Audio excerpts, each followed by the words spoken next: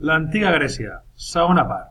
En aquesta segona part parlarem de l'organització social, política i econòmica. Comencem amb la societat. La societat de l'antiga Grècia, a les polis gregues, estava dividida en dos grups, els ciutadans i els no ciutadans.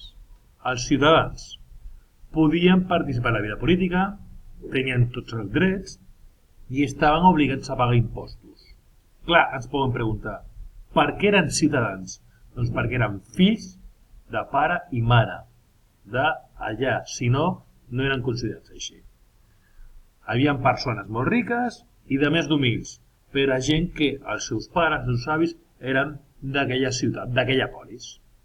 Eren una minoria i, per exemple, a Atenes, on el ciutadà havia de tenir un pare i una mare atenenc, doncs d'Atenes, a l'època de màxima població, podríem dir, que només un 10% de la població era considerada ciutadà.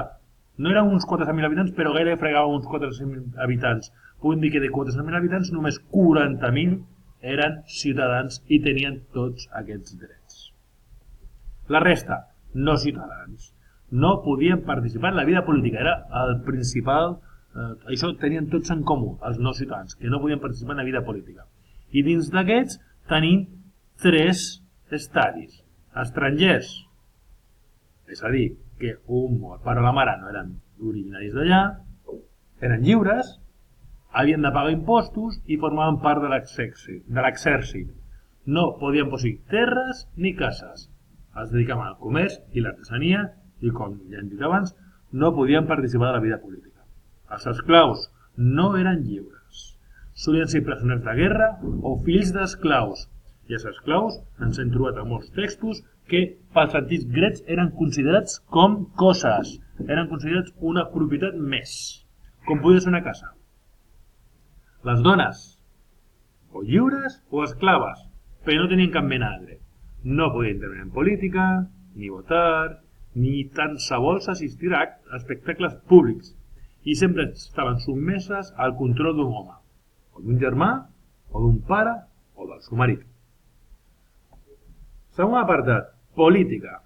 Al segle VI abans de Crist, algunes polis gregues van iniciar un nou tipus de govern, la democràcia. La democràcia vol dir govern del poble, i és el govern actualment, a tot el món, més extès. Què passa? Que la democràcia de fa 2.500 anys no és com la que tenim ara. No era una democràcia plena, era una democràcia només pels ciutadans, per un 10% de la població. Avui en dia, la nostra democràcia és pel 100% de tota la població. I de les polis que van desenvolupar més la democràcia va ser Atenes, va ser el model democràtic més evident de les polis gregues. Avancem. Quines institucions de la democràcia atenesa eren les més importants? Assemblea o eclèsia. Només podien participar els ciutadans majors de 20 anys. Es reunien 4 vegades a l'any per votar lleis, decidir la guerra i la pau i triar els governants. Magistrats s'ocupaven de posar en pràctica les decisions d'aquesta assemblea, d'aquesta eclèsia. Destacaven 10 estrategs que dirigien l'exèrcit i l'armada. L'armada és la flota militar.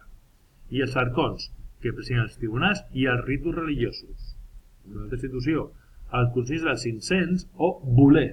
Eren 500 membres que s'escollien anualment per sorteig. Es reunien cada dia, elaboraven les lleis i controlaven aquests magistrats d'aquí. I els tribunals impartien justícia. Els formaven ciutadans escollits per sorteig d'entre els 6.000 que tenien dret. Com podeu comprovar, no era democràcia plena, però eren uns fonaments d'un govern que ho feia el mateix poble. Economia. Vivien fonamentalment de l'artesania i en especial del comerç. A l'artesania elaboraven ceràmiques de qualitat. També tenien tallers d'assaonadors de peix d'animals. És a dir, la peix dels animals, les treien i feien productes de cuir, feien tota mena de bosses, de sabates, el que us pugui imaginar que es feien servir en aquella època. Ara també es fan servir els productes de cuir, no? En aquella època, doncs, a les antigues Grècies, aquest comerç era molt important. I altre sector molt important era el dels teixits, una artesania molt elaborada.